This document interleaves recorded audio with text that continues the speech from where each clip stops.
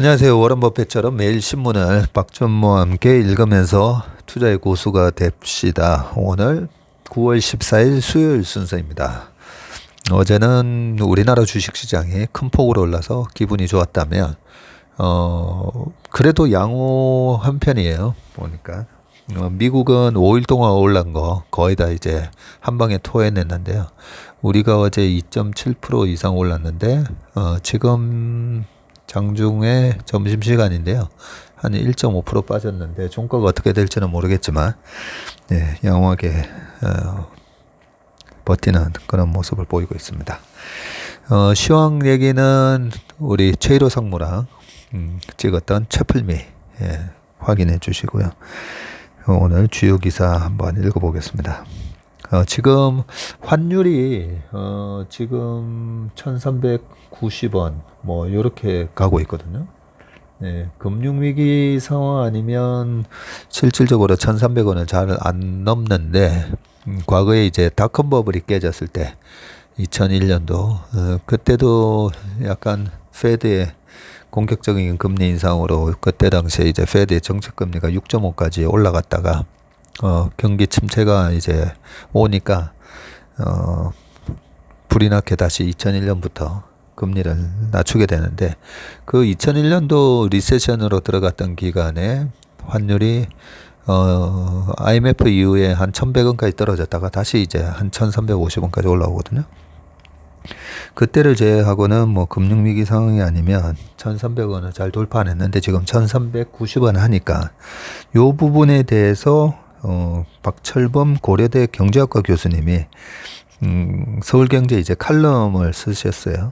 환율 고공행진 막을 고육책도 필요하다라는 타이틀입니다.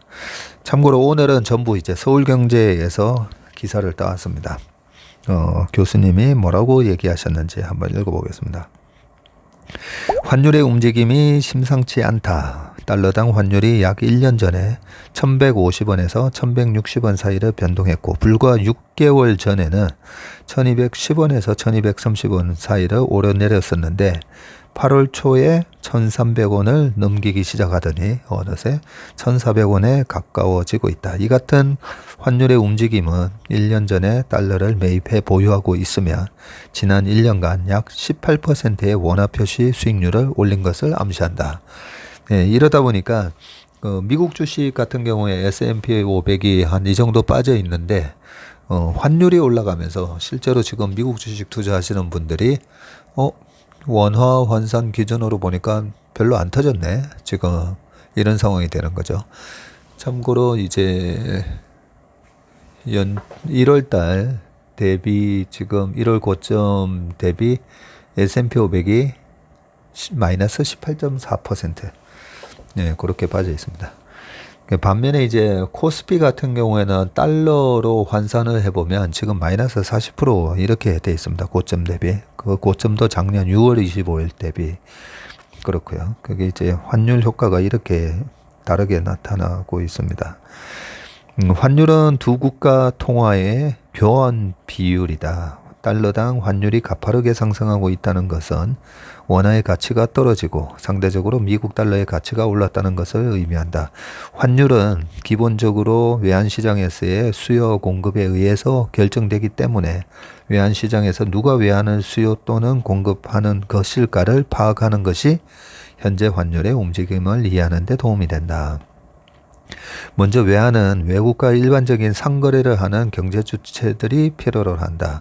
일반적으로 외국에서 재화 또는 서비스를 수입하는 경제 주체들은 결제를 위해서 미국 달러를 보유하고자 한다. 반면에 국내에 거주하는 경제 주체가 외국에 재화 또는 서비스를 수출하는 경우 결제 시 받은 미국 달러를 원화로 바꾸고자 하는 이는 시장에서 외환 공급으로 나타난다.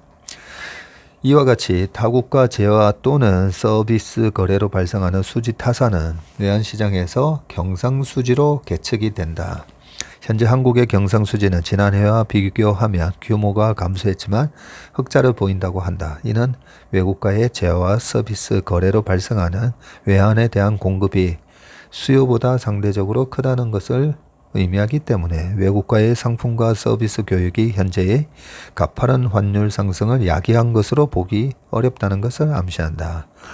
네, 한마디로 지금 수급, 실제 경제 주체들에 의한 수급으로만 따져보면 여전히 경상수지가 흑자니까 들어오는 달러가 더 많다 보니까 지금 달러가 부족해서 그 원달러 환율이 이렇게 올라가는 가는 것은 아니다라는 얘기를 하고 계시는 거죠. 그런데 외환은 외국과의 상품 또는 서비스 상거래에만 필요한 것은 아니다. 외국의 금융자산에 투자할 때도 필요하다. 한국 거주 투자자가 미국 시장에서 유망한 주식을 발견해 투자하고 싶다면 원화를 미국 달러로 교환한 뒤에 마음에 드는 주식을 매입할 수 있다. 반대로 외국 거주 투자자가 한국의 국내 기업에 지분 투자를 원한다면 미국 달러를 원화로 교환한 뒤 투자가 가능하다. 금융거래의 방향을 결정하는 요인은 다양하지만 두 국가의 이자율 차이가 중요한 요인 중 하나다. 이자율이 높은 국가는 예전에 이제 경제학 공부를 하다 보면 환율의 결정 요인 해가지고 뭐 여러 가지가 나오는데 그 중에서도 이제 이자율에 관한 부분이 있는데요. 이자율이 높은 국가는 두 국가의 위험 정도가 만약에 같다면 그러니까 예전에 브라질 국채가 14% 주고 미국 국채는 3%밖에 안 주네. 그러면 미국에서 돈을 빌려서 브라질 국채에다가 계속 투자를 하면 계속 이익이 남는 거잖아요. 그렇지가 않다는 거죠. 거기서 중요한 부분이 두 국가의 위험 정도인데 브라질 국가의 위험도가 높다 보니까 당연히 그 위험에 대한 보상으로 금리가 높았고 실제로 위험하다 보니까 국가의 브라질 헤아락의 가치가 나중에 폭락하면서 그 이자를 고금리로 받았지만 실제로 원금과 이자 다 받고 보니까 브라질 헤아락 가치가 더 떨어져서 오히려 손실이 나는 그런 일이 발생을 했었죠. 그래서 교수님 얘기가 이자율이 높은 국가는 상대적으로 더 매력적인 투자처로 인식이 되는데 이 위험이 똑같다라고 일단은 가정을 해야 된다는 그런 얘기고요. 이렇게 똑같은 위험에서 이자율이 높으면 해당 통화에 대한 수요가 늘어나고 그 통화의 가치를 상승시킨다. 해당 통화의 가치가 충분히 상승을 해서 미래 하락이 예상돼 더 이상 이자율 격차가 매력적이지 않게 될 때까지 상승하게 되는데 이를 경제학에서는 이자율 평형가설이라고 합니다. 예, 제가 이자율 뭐였는데 기억이 좀 전에 안 났었는데 이자율 평형가설 이라고 합니다.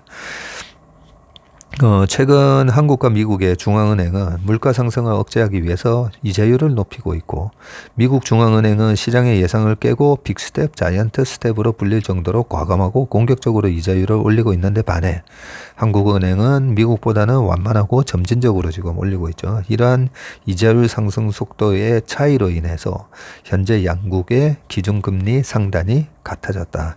다음 달 미국 중앙은행이 지금 이제 2.25%로 갔습니다.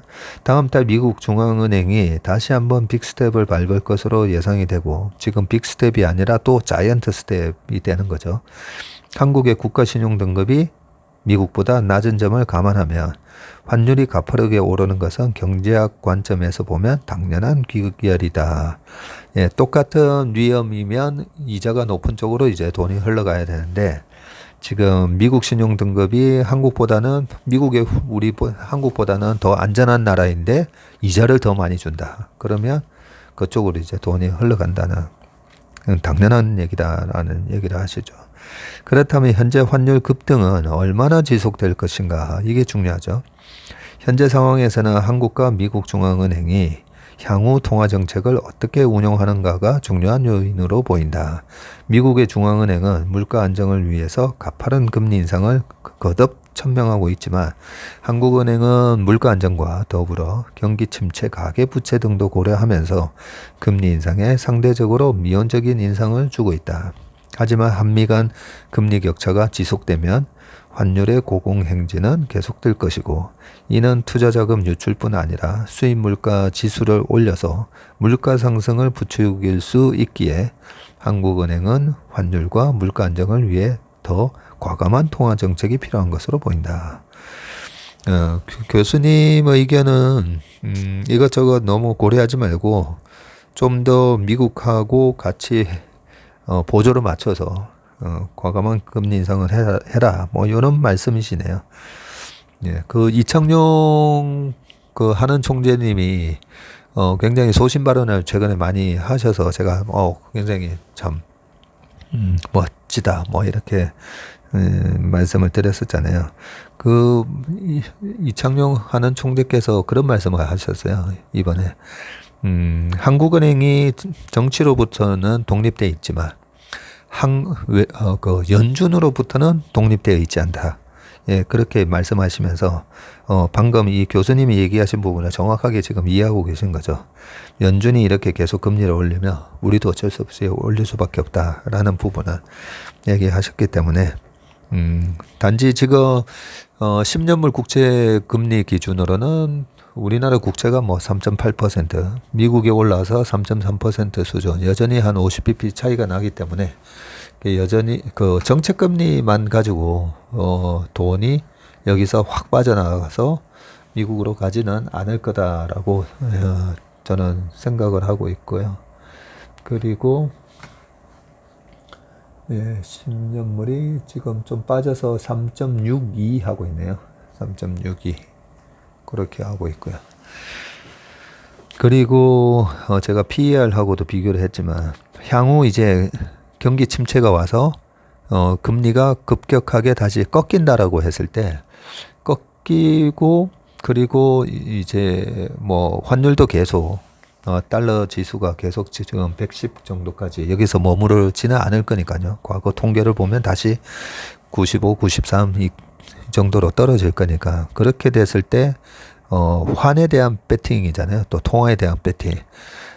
주식이랑 똑같습니다. 쌀 때 사서 비싸게 파는 게임인데 달러가 지금 역사적 평균으로 봤을 때 가장 비쌀 때 달러를 팔고 원화를 산다고 했을 때 그냥 생돈 원화를 사는 게 아니라 국채를 사면 거기다가 이자와 플러스 원화에 대한 배팅이 되기 때문에 이런 거 저런 거 다 감안을 해서 실제 금리차, 이자율 평형 이론처럼 금리차도 중요하지만 그 국가의 성장률이랑 이런 거에 맞춰가지고 결국 그 통화의 가치 판단이 저는 제일 중요하다고 생각하고 실제로 그렇게 움직입니다.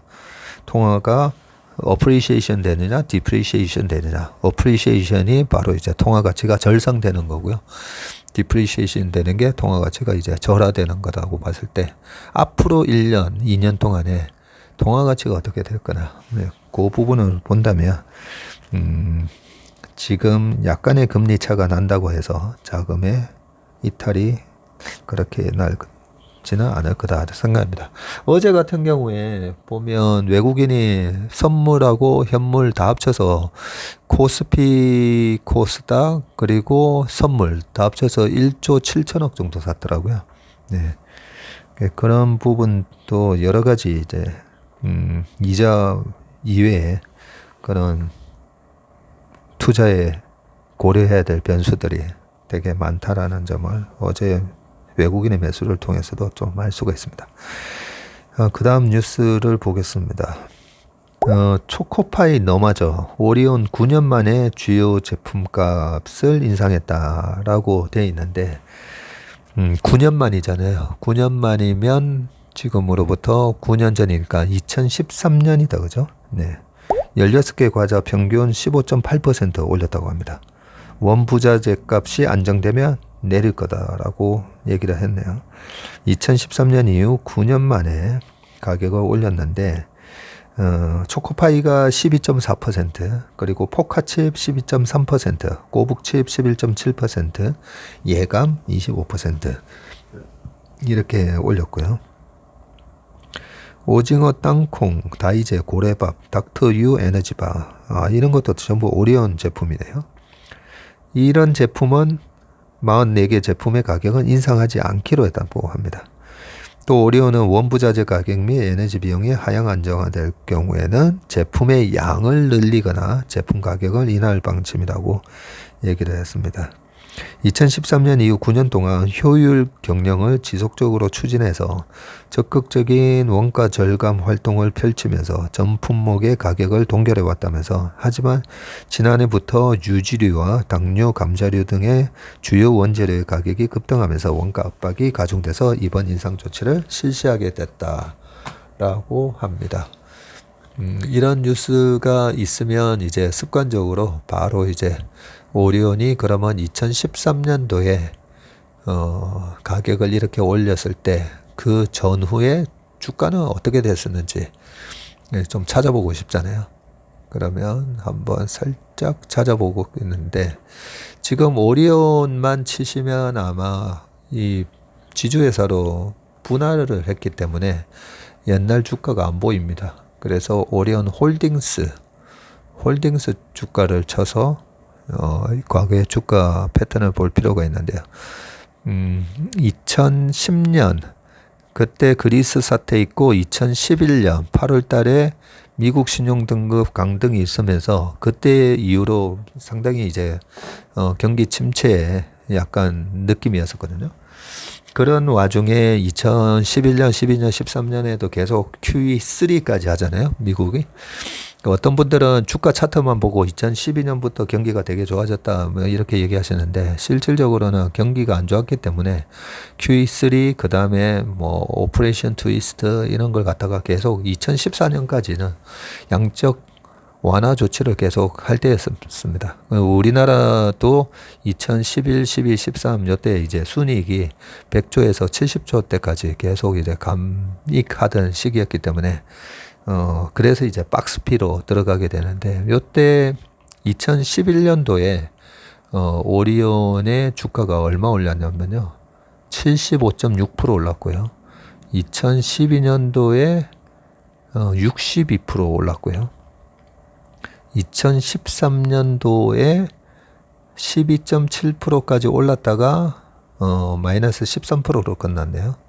그리고 그 다음 해가 플러스 7%, 그 다음에도 마이너스 한 19%까지 빠졌다가 그러고 나서 플러스 한 7%로 끝났었는데, 그러면 제품 가격이 인상이 있었던 해가 거의 단기 고점이었었네요.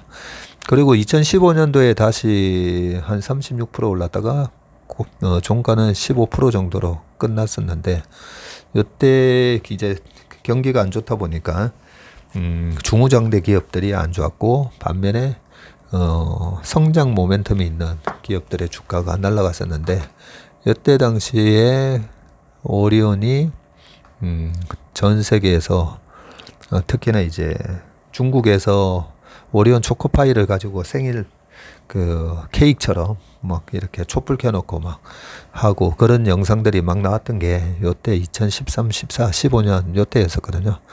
우리나라 5,200만 명이 먹는 과자라서 이미 포화 상태, 더 이상의 성장이 없을 거다라고 생각을 했다가 바로 옆에 14억 인구가 막 우리의 과자를 먹기 시작하면서 엄청난 성장 스토리가 생기면서 주가가 올랐었다.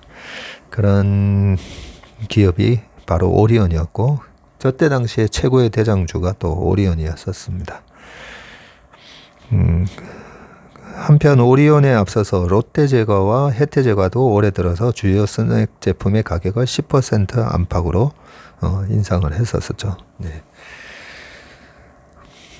그 다음 뉴스 또 보겠습니다.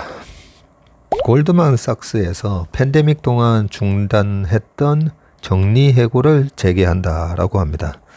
네, 지금 어제 이제 CPI 발표에서도 보셨지만 그 결국은 이제 쉘터에 해당되는 이제 주거비, CPI에서 41%는 차지하는 이 주거비가 떨어지지 않다 보니까 CPI가 우리가 기대했던 7%대 숫자가 안 나오고 8.3이 나와버렸는데, 주거비가 안정이 되려면 사실 실업률이 올라가잖아요.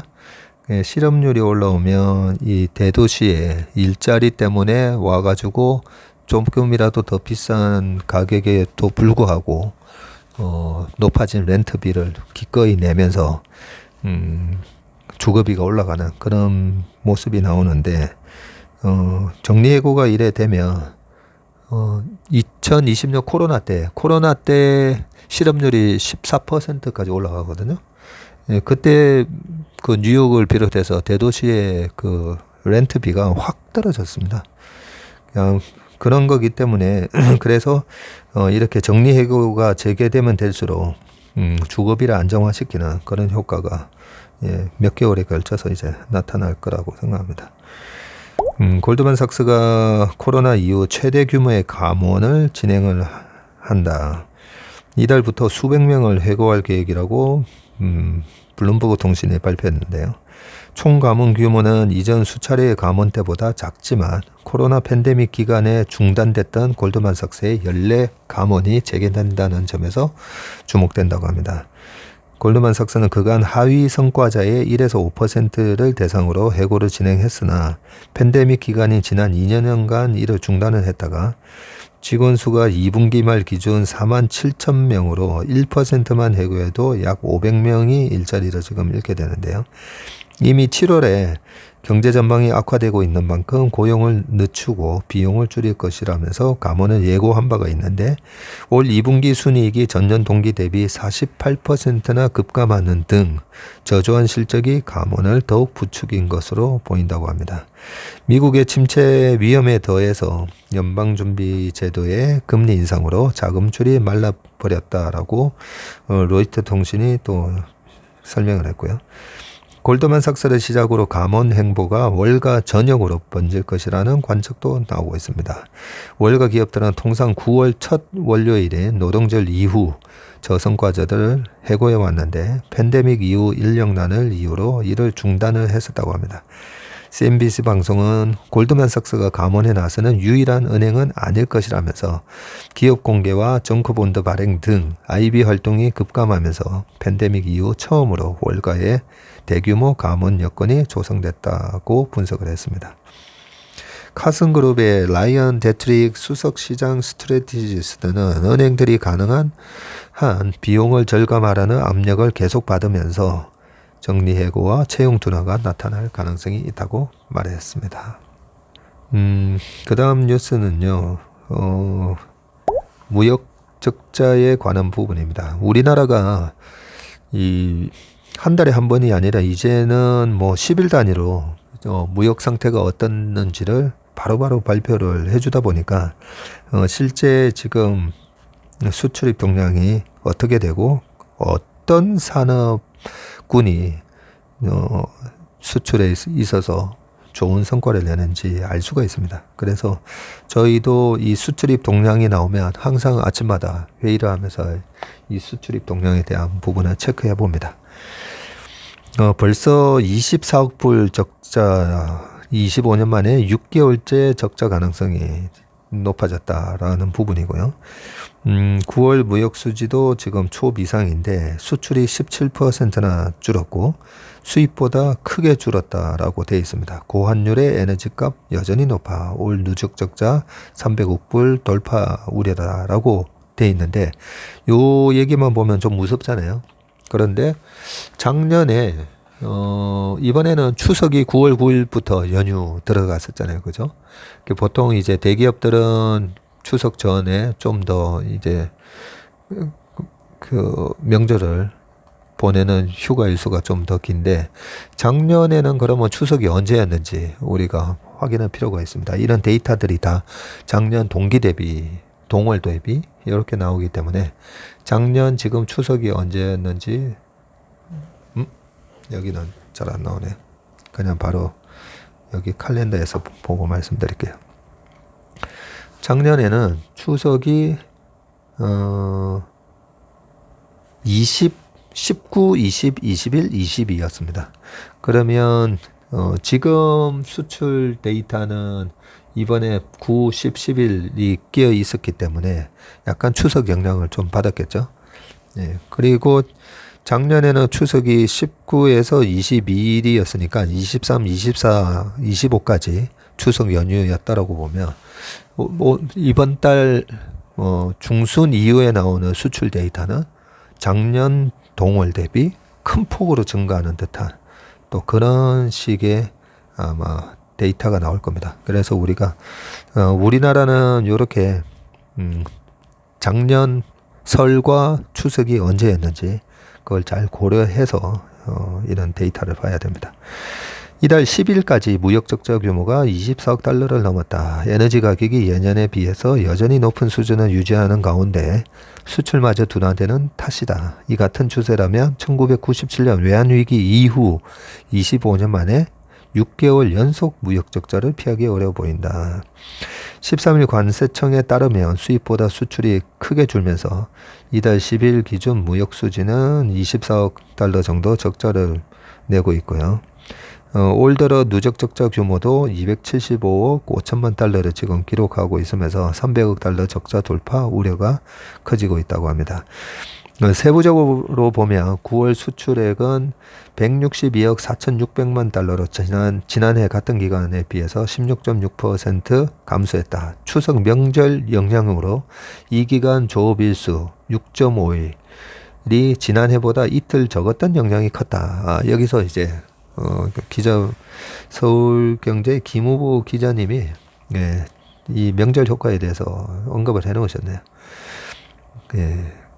그래서 조업 일수를 고려한 하루 평균 수출액은 9% 증가했다.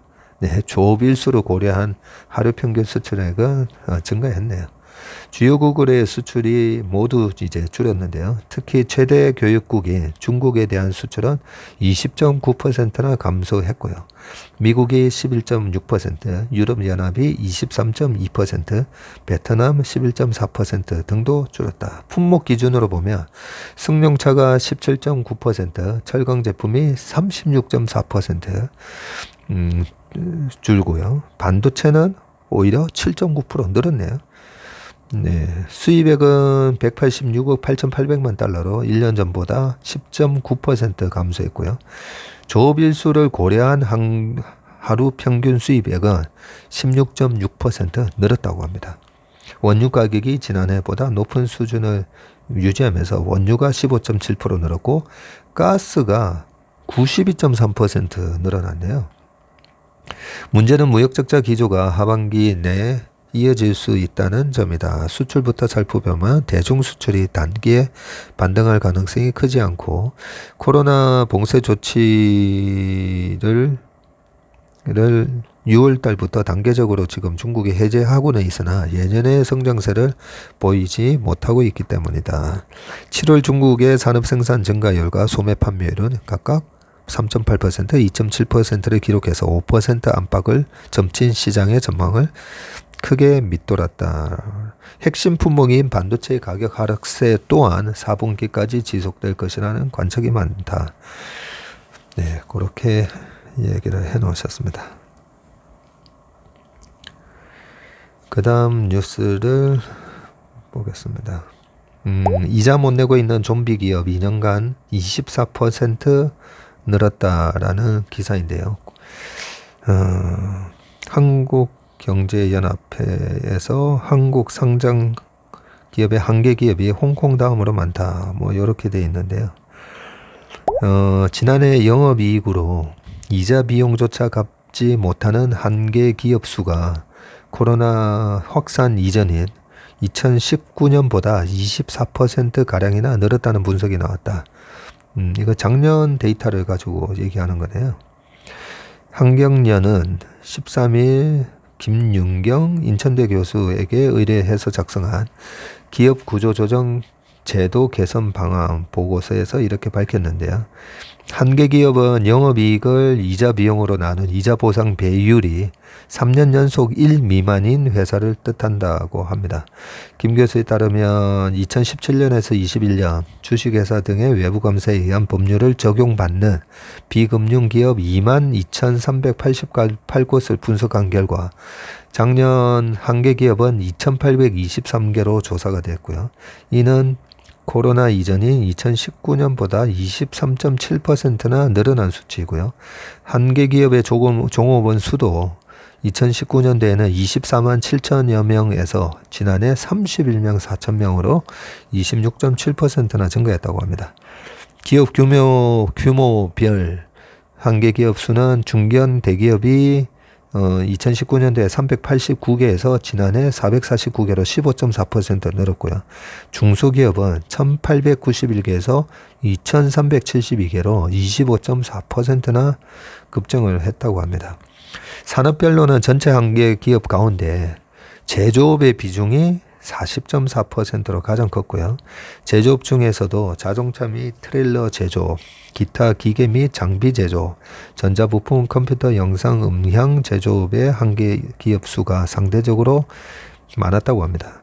2019년 대비 지난해 한계 기업 증가율은 항공운송업과 비금속 광물 광업이 300%로 가장 높았고요.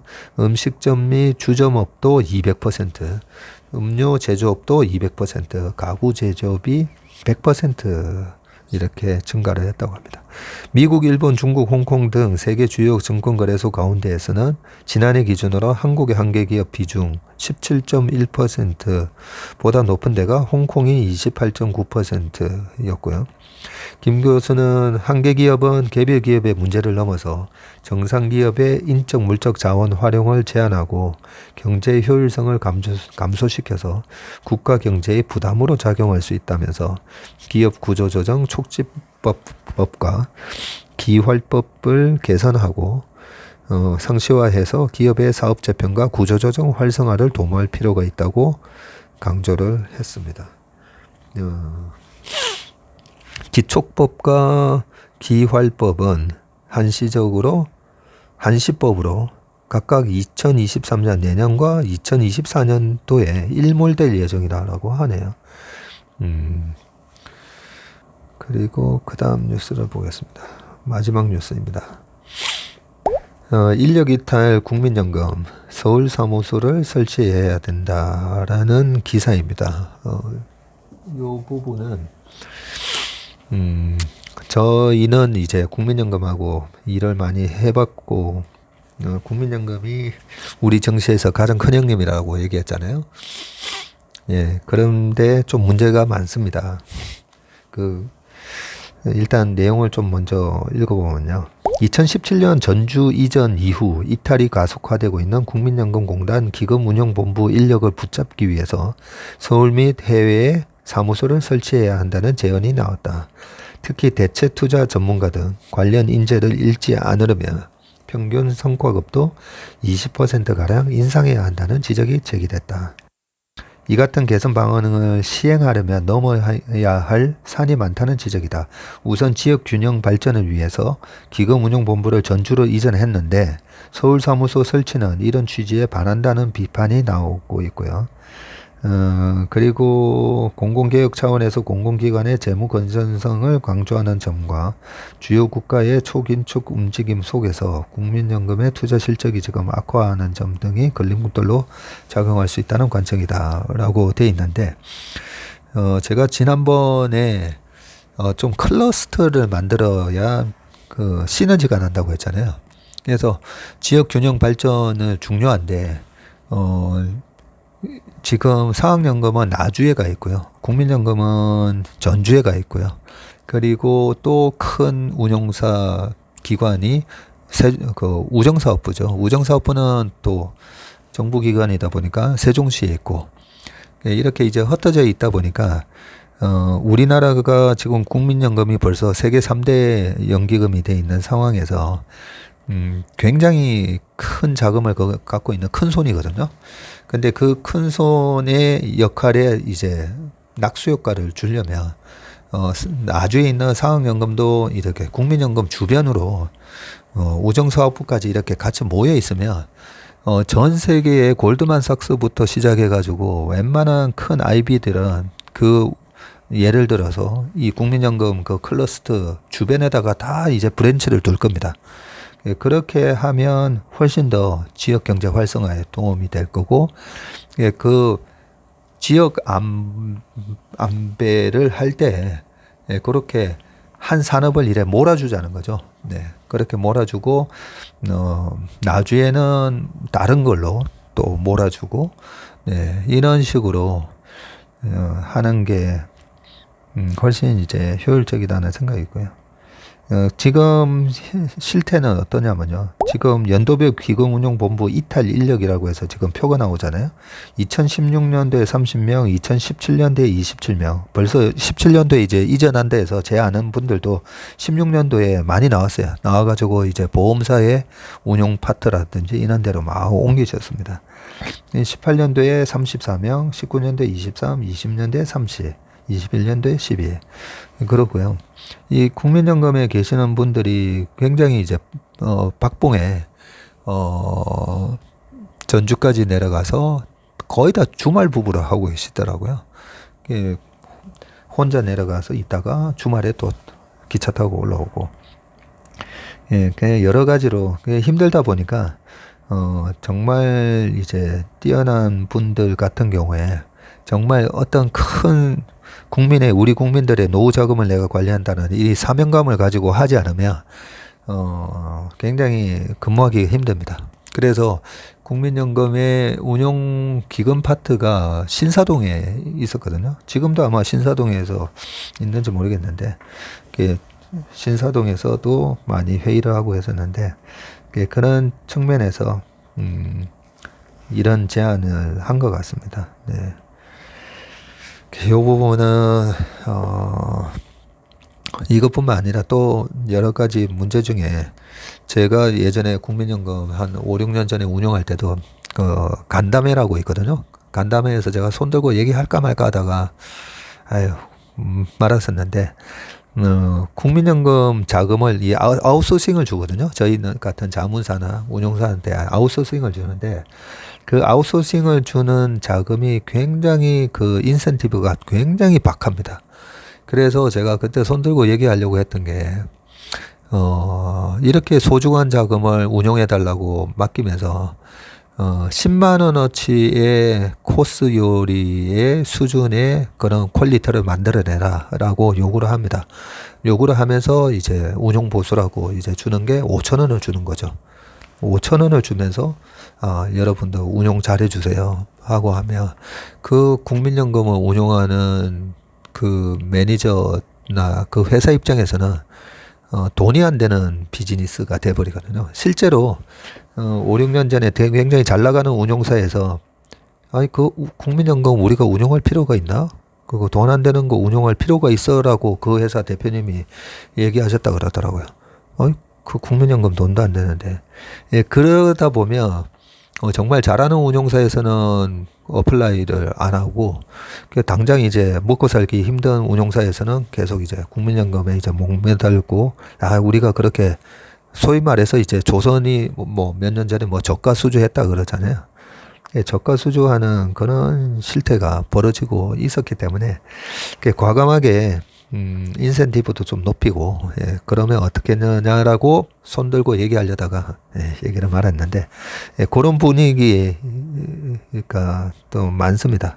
그런 부분을 보건복지부랑 여러 정책 당국자 분들께서 좀 고려를 하셔가지고 우리의 노후 자금을 운용하는 국민연금에 우수한 인력들이 많이 몰릴 수 있는 그런 조치를 좀 만들어 주셨으면 좋겠습니다. 웜의 신박 오늘 9월 14일 수요일 순서는 여기까지입니다. 감사합니다.